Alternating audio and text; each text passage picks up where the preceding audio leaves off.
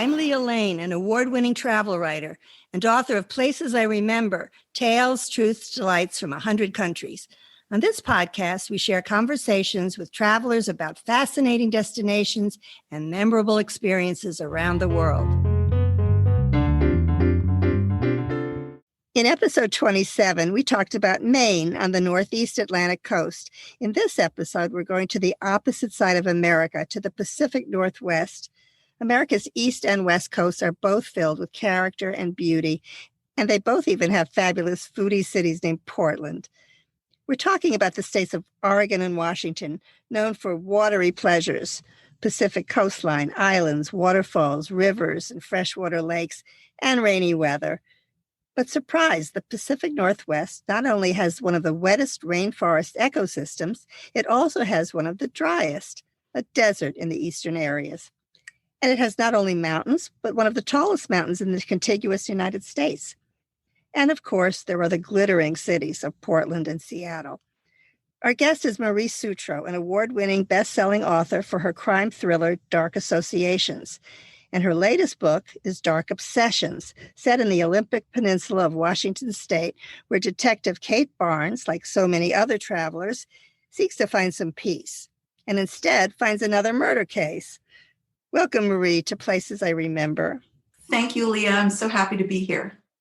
Now, you use the Pacific Northwest as a setting for your book, and we're both familiar with its pleasures. So let's talk about the region. We'll start with Portland, Oregon's largest city. It's on the Columbia and Willamette Rivers in the shadow of snow-capped Mount Hood. What are some things not to miss in and around Portland? As you alluded to, Leah, the entire area, the entire Pacific Northwest is so very special. And part of what makes it special is that natural beauty. But the other part that makes it special is this sense of independence and creativity. And there's really no better place to find that than in Portland. I want to say it was back in 2013, they came up with the tagline of Keep Portland Weird. Oh, yeah. Well, they've succeeded. They have succeeded. And really that sense of independence, of creativity, uniqueness, individuality, it's on display everywhere all the time. There are unique cafes, unique restaurants. There are folks walking down the street that are just being their best self, whatever that means. If it means that they want to get up and dress in full movie regalia as a zombie, that's what they do. So it's really a fascinating place. And just going there, you feel that sense of independence. So just walk around the streets, right? Just take a walk and you'll feel Portland. Absolutely. Or sit in a cafe and just people watch and pick up that vibe. And I think the more you're there, the more you start to unleash your own inner weird too. Well, that sounds like fun. Now, what are some of the places we can do it specifically? Some of the pretty places and natural places that are so well known about Portland? Well, one of the biggest features for me is the Columbia River Gorge area. It's just about 30-minute drive outside of Portland. And it's where the Columbia River cuts through the Cascades on its way out to the Pacific Ocean. And it is absolutely a phenomenally beautiful, beautiful area, just like all of the Pacific Northwest, full of vibrant ecosystems and wildlife. And it's also full of some really, really magnificent waterfalls, some really great lookout spots. And one of my favorite things to do is there's an old scenic route that they built back in the time when cars were first getting on the roadway. And that route kind of takes you through all the great spots with the waterfalls that you want to see. Is that the Wildwood Trail? It's part of that whole region through there. And the La Tourelle Falls are beautiful. Like I said, there's so many falls, but La Tourelle stands out because it is just a large continuous drop of hundreds of feet, absolutely breathtaking. One of my other favorites is Multnomah Falls, which is over 500 feet, but it steps down gradually. And there's a beautiful bridge that spans in between one of the steps. And just an absolutely magnificent place. There's also Vista House. If you're only going to be able to run outside of Portland for a few minutes during the day and you have to run back, make sure you go to Vista House. It was built in, I think, 1918. It's a completely round building, so you really get to walk around and enjoy the vistas.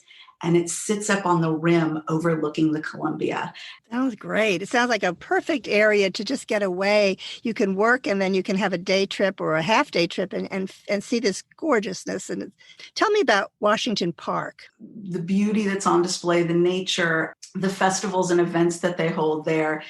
Definitely a major draw, and again, a great place to people watch.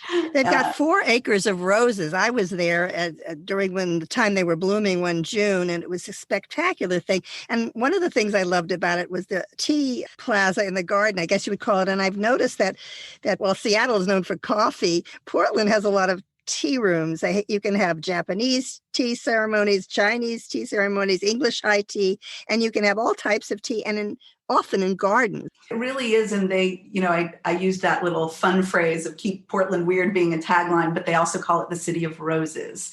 So absolutely for fans of flora and fauna, you can't go wrong in Portland. How about Powell's Bookshop? Is that still open? Another favorite, obviously as a writer, that's a huge favorite of mine. For people who don't know, it's the world's largest independent bookstore, and it's multiple stories, and they carry used and new books and have amazing authors. I know whatever they do, it's going to be special. People love Powell's. Absolutely. There's a whole scene there. The creative scene, as you mentioned, is so great. There's something called the Forest for the Trees Festival every August, where artists are sort of helped to paint a mural. They may not be mural painters, but they are given a wall, and then their designs are blown up to a massive scale. There are maybe 100 of them all over Portland. So it's really grabbed onto that one. And the food scene, of course. Tell me about something called Voodoo Donuts. Okay, so Voodoo Donuts is so fun. Not only are this some of the best donuts that you'll ever get, obviously maple and bacon draws a lot of folks in, but their signature little voodoo donut he looks like a voodoo doll, and he's got the little eyes X'd out, and unfortunately there's a little spot where a pin goes into him. Oh my, that's really real. But again, some of the best donuts you'll ever find melt in your mouth. I like the markets there. There's the Portland Mercado, which is a Latin American public market. There's the Jade District, which is a very vibrant community of immigrants where you have all these interesting foods. There's a great food scene. We all know that, from 5-star chefs to street food, street carts. I know there are lots of food carts there, right? Yes, absolutely. And one of the fun things for me is when I travel, I always like to do the mix. I mix between being in the city and being out in the countryside. And then with the food, I love to go anywhere from a food truck all the way up to a 5-star restaurant. So you're right, you can get it all in Portland. The same with hotels. I used to do a lot of hotel reviews for Photos and lots of other guidebooks. So I appreciate noteworthy lodgings, and there are all kinds of interesting lodgings in Portland. There's a company called McMenamins, which restores historic buildings. It has over 50 properties. One of them is the Kennedy School on Portland's east side. It's a converted 1915 elementary school where you can see a movie in the former school auditorium. I love it. That's Portland weird. But it's also Portland great. And the diversity, like you said, one of the fun things is to go out and stay at one of the resorts out along the Columbia River Gorge, or any of the great little B&Bs, or just rent a house, yourself. It's an amazing variety of perspectives. And you learn so much about not just what keeps Portland weird, but what are your own little quirks? And it brings out so much in you as a person to be there. Let's talk about the Oregon coast along Highway 101. It's called the People's Coast because most of it has been kept accessible to all people. The Northern California coast may be more dramatic. We describe it in episode 32. It's world known. But what are the special things about the Oregon coast? If you look at the area, some of the things that define it is obviously the natural beauty. But there's also this sense as you travel to some of the small towns along the coast, and they do range from more casual traditional small town environments to things that are more upscale. If you think of maybe Carmel in California, where it's pricier art galleries and pricier restaurants.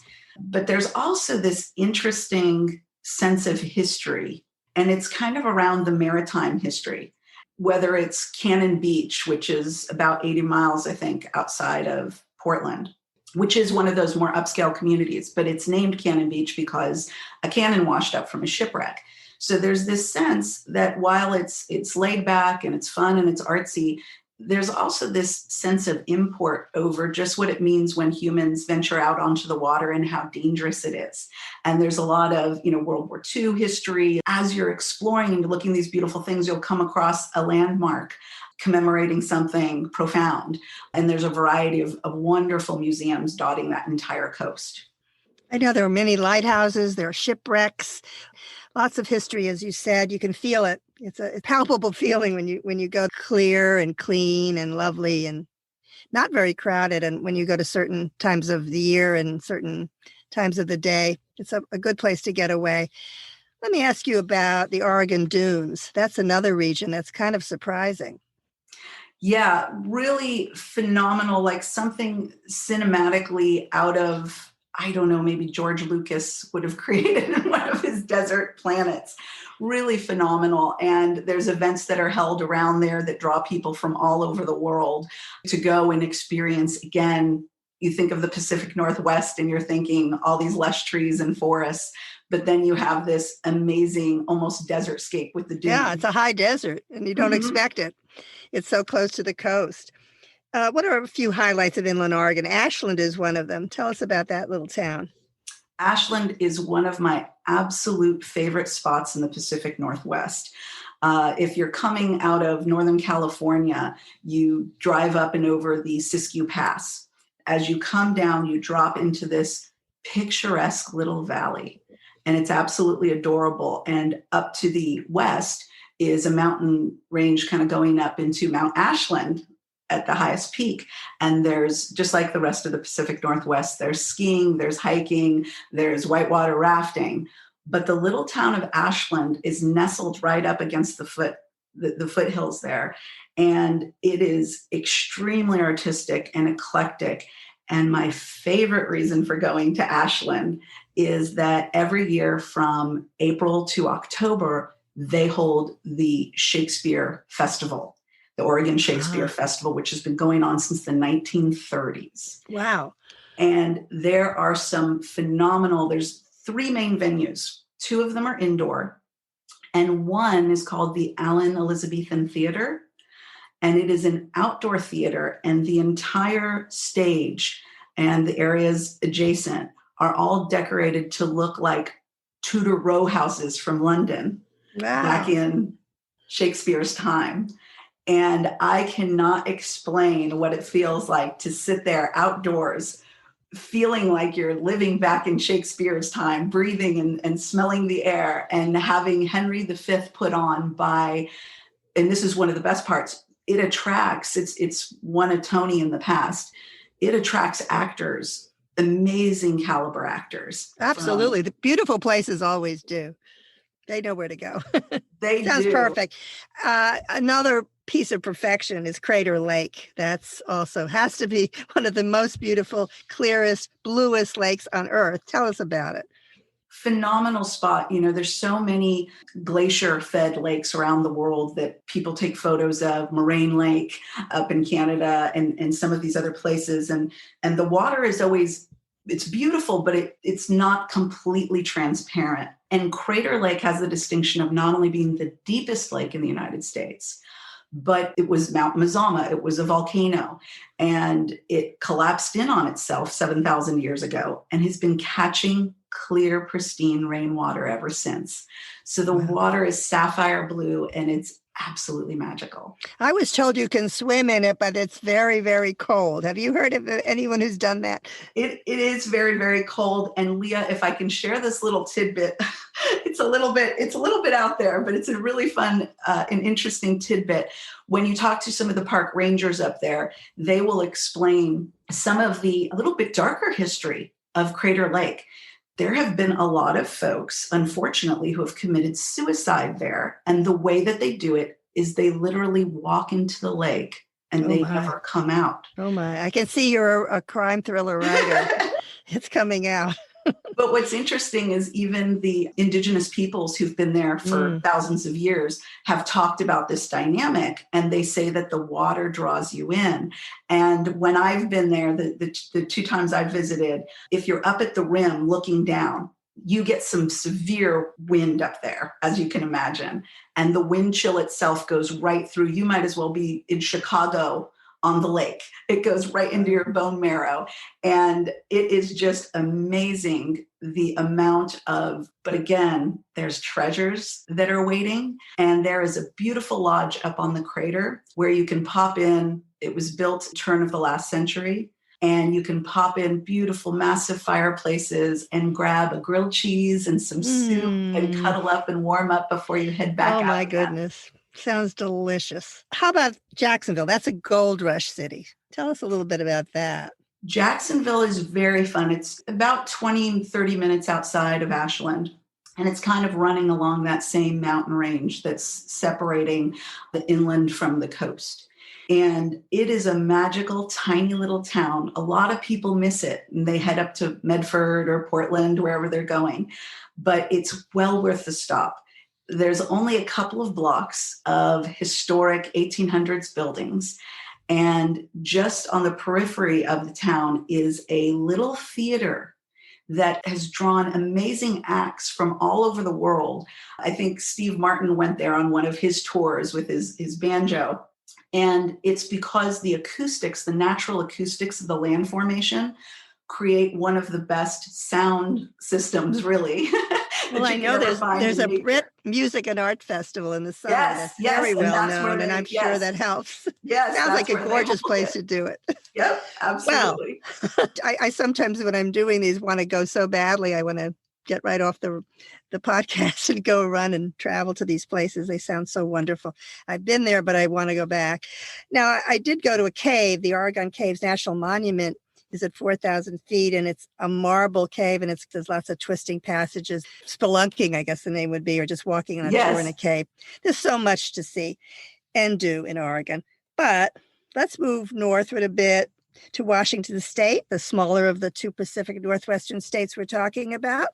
And it includes Greater Seattle, which is the largest metropolitan area in the Pacific Northwest with a population of almost 4 million.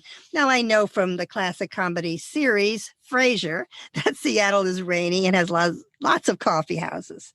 But what are some of your favorite Seattle things? So in the city, no trip is complete without the visit to Pike Place. Oh, yes. We all do it. Yes. And it's so funny for those who've never been. It's literally you walk out and you can see the water. So there's this natural vibe with the fresh air coming in, the fresh breezes. And then it's everything you can imagine. Of course, there's a predominant lean towards fresh seafood, and it's amazing. But there's flowers and there's cheese being made and fresh pastas, and everything is displayed. Everything, everywhere you look is eye candy. I think back to the pasta shop that I walked by, and just walking through the sights, the smells, the little artisans who have, sculpted characters out of volcanic rock, or painters, you name it. Well, tell us about the famous fish throwing. The fish throwing was something I kind of stood back from. Literally. Just because I cannot imagine. I tried my hand at fishing. I was not good at the whole, how do you hold a slippery creature thing, but it is impressive to watch. And there is so much energy. It always draws crowds. And these are not small fish that they're throwing. No, they're not. They're big. Yeah. I mean, there's like some 3-foot fish getting tossed. Yeah. Up and over counters out into the audience and back. And sometimes they do let the audience. Now, did you do that, Leah? Did you? I did. And I actually caught it.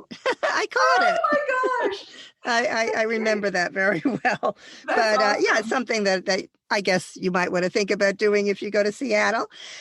How about Pioneer Square? That's one of the most interesting neighborhoods because it's very historic. It has a lot of Renaissance revival architecture. But the main thing that's interesting is the underground. There's a absolutely interesting subterranean city, really. It was buried after an 1889 fire. So there's lots of ruins there and all sorts of interesting shops and ruins of things that you can visit. Have you? Yes, and in fact, a little silly side note, when I was a little girl, I used to watch Scooby-Doo, the cartoon, and there's an episode that takes place where they go into the Seattle Underground. So that was always something that was on my to-do list. The fact that it's subterranean, just like any place, if you go to the catacombs in Rome or wherever you are. There's this hushed sense and presence again. So there's the sense of curiosity. What is this? How did they build above it?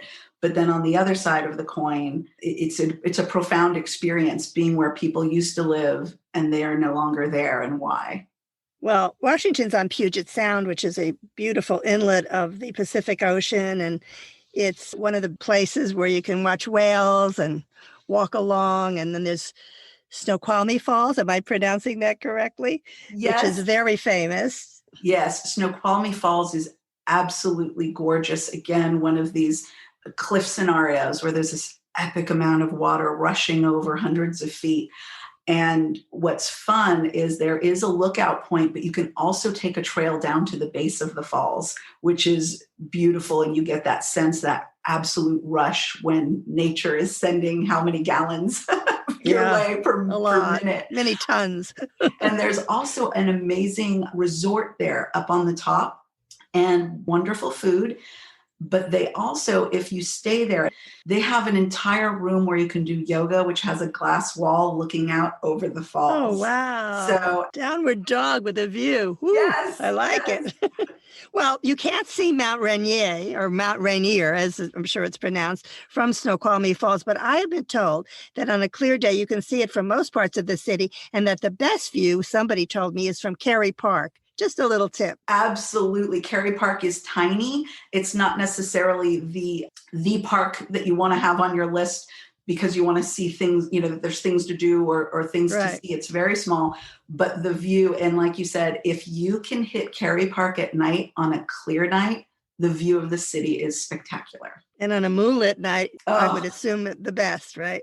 Absolutely. Ooh. Well, the Space Needle is another place where there's a great view. It was built 60 years ago for a World's Fair, and it's recently been updated with tilting glass benches. So it's a little bit more exciting than just going there. There is a revolving glass floor. It's the world's first and only revolving glass floor to eat, have a little lunch or whatever. So I think that's still something. It's a mid-century modern, beautiful icon of the city, and you can't miss it. So we should mention that one, surely. Now, Seattle is on the Olympic Peninsula, where your crime thriller, Dark Obsessions, takes place.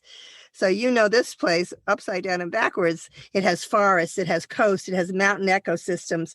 What's your favorite part of this gorgeous peninsula? My favorite part is the land that is part of the reservation. The McCaw Reservation is a large area, and there is a town there called Nia Bay, which is beautiful, tiny little town. There's a little marina, and it is active. Everybody's, you're seeing the ships come in and out every day. And what's so fun about it is when we talk about the United States and we go from one coast to the other, this is the spot that is the northwest most contiguous point of the United States. And that actual spot is called Cape Flattery. And it juts out. So on one side, if you imagine the peninsula on the right or east side is the Puget Sound, then up along the top is the Strait of San Juan de Fuca. And then on the left side or the west side is the Pacific Ocean. So Cape Flattery is literally jutting out into the Pacific and into the strait. With tall pines and wonderful evergreens and mountain backdrops. The whole area is one of beauty, fine food. Well, the name of the podcast, Marie, is Places I Remember. I have a quick memory before I ask yours, because we're talking about all this food. And I remember an ice cream cone I had in Portland, Oregon. Forget plain vanilla. I still remember the description of the ingredients, which I had written down in a journal. Strawberry honey balsamic vinegar with cracked black pepper, double fold vanilla, and freckled woodblock chocolate. Oh, my goodness. Does that sum it up? You just described heaven. I just described the Pacific Northwest, the wonderful creativity and the love of good things. How about you? What's a special memory? One of my most special memories was when I was in Portland and I went out to the falls that I mentioned earlier, Multnomah Falls, where there's this stepping down of the water. And I went down to the base. There's this huge area that nature has eroded away, and there's rocks that have been worn smooth all over. And it's very dangerous goings. But I went out with my brother and we got really close. And the closer we got to the falls, the more the spray and the pressure off of it. And we stayed there for a few minutes. And when we took the trail and got back to our car, we didn't talk the entire time. And when we finally got back to the car, he said, "How do you feel right now? How do you feel in this moment?" And I said, "If someone said it was my time to leave here and I had to go, it would be okay." I felt so at peace in a way that I just have never experienced. Well, thank you for sharing and for sharing so much information about this wonderful part of America. Thank you, Marie Sutro, best-selling author of Dark Obsessions. I hope I go back, and I'm sure you will as well. It's a pleasure. Absolutely. Thank you so much for having me, Leah.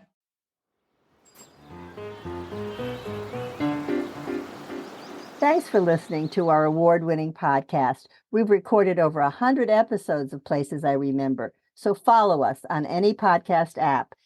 And new monthly episodes are also on YouTube with gorgeous video.